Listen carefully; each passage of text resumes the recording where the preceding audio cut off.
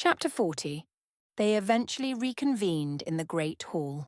The air was thick with tension, heavy with the weight of waiting. They needed Daniel to return.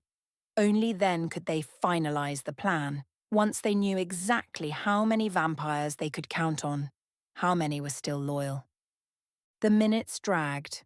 Michelle was the only one who moved, slipping out of Daniel's office again and again, glancing toward the entrance, eyes filled with worry. She was the only one who broke the silence every few minutes, the only one who dared to hope out loud. "Daniel!" she shouted when, on the 8th anxious check, the door finally opened. All eyes turned.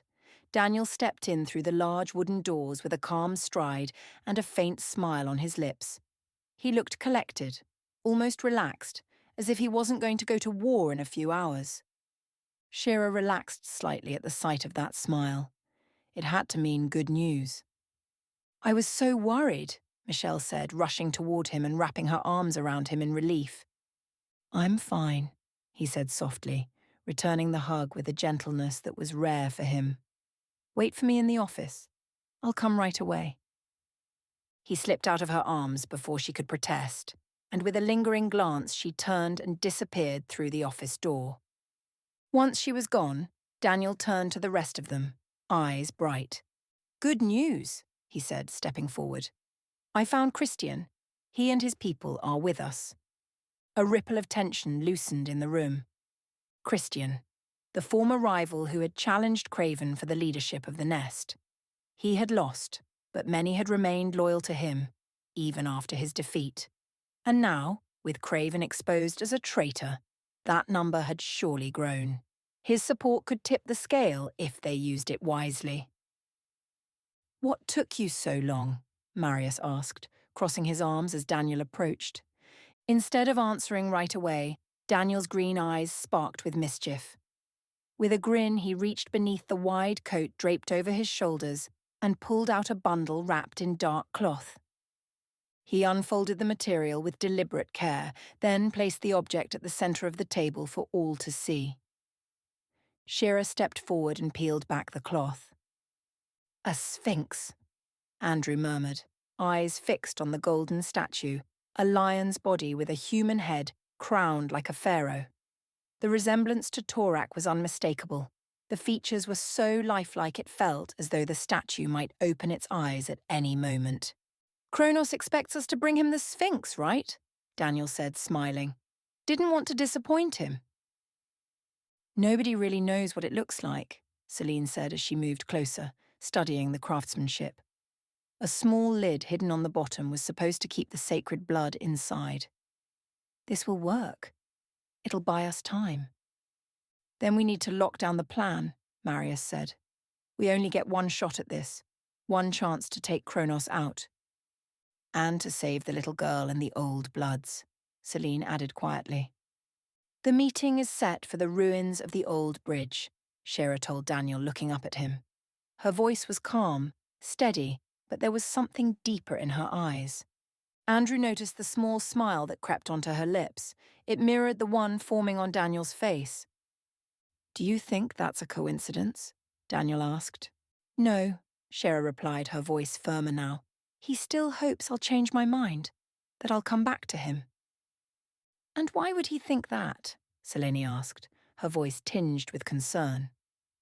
"Because those ruins were my training ground," Shira said quietly. "That's where I learned everything I know, every move, every instinct. That place. It's full of memories. But it also means you know every stone, every blind spot," Andrew said. "That's an advantage." Shira gave a faint nod. "It is. But it's also a connection to the Shira I used to be, the one he knew. He's hoping those memories will shake me." "And you're sure he's wrong?" Marius asked gently, his gaze searching her face. "Of course he's wrong," Shira said, her voice steady. "But he doesn't know that, and we're going to use that against him." The plan was simple, at least on paper. Shira, Andrew, and Selene would meet Kronos at the appointed time.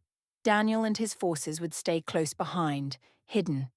Selene would offer the false Sphinx in exchange for Carmen and the Old Bloods.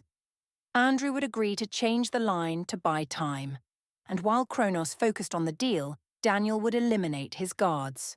Once Kronos was isolated, they'd strike. It was dangerous, but it was the only chance they had.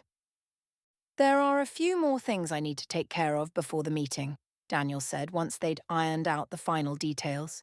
There were still 2.5 hours until midnight. "Maria will take you to the warehouse. You can pick whatever weapons you need." He gestured to a red-haired woman who had been standing quietly behind him. She nodded once and stepped forward. But before they could go, Shera stopped him. "Wait," she said. "We need to talk." Daniel arched an eyebrow, then nodded. They moved toward a quiet corner of the hall, away from the others. "Worried?" Daniel asked. "A little," Shera admitted. "I'm still trying to figure out how I'm supposed to feel about all this. You've been chasing revenge in one direction for 200 years. Now you have to turn and face it from another. It makes sense." She smiled faintly. She wasn't even sure she still wanted revenge, not like before. "That's not what I wanted to talk about," she said. "No, it's Michelle." Daniel blinked. "Michelle?" "Stop playing with her, Daniel. It's time you made a decision. She's been with you a long time, and you know why she stays. Don't pretend you don't." His expression shifted. Something in his eyes softened. Regret, maybe, or bitterness. "I know," he said quietly. "And you're right." He glanced toward Andrew, who was deep in conversation with Marius, especially now, with the kid around. Shera followed his gaze. "What about him?" "He looks so much like his father." Shera didn't respond to that. Instead, she focused on what mattered.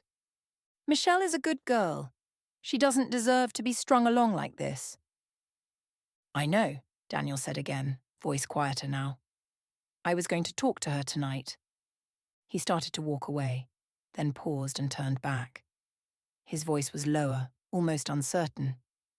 "You know, earlier when I was escaping with the council, not knowing if we'd make it or die trying, all I could think about was her." Shera smiled softly. Across the room, Andrew had just broken away from Marius, who was following Maria to the warehouse. He turned his head towards Shera and Daniel.